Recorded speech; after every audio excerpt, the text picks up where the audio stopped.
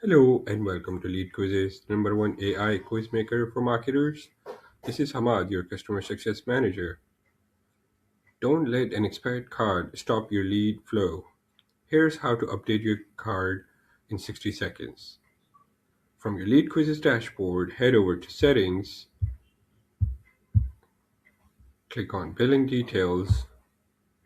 Right here, you'll see Add Card button. Click on the Add Card button. Enter your card number, expiration date, CVV, and update payment method. Rest assured, LeadQuizzes use a secure payment encryption, so your data is always 100% safe. Once your details are in, click on Save. You'll see a confirmation that your card is updated, and your next billing cycle will charge this new card automatically.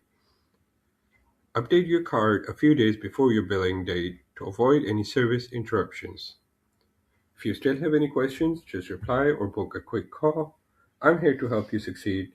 Start building your quiz today with LeadQuizzes and watch your leads and your business grow faster.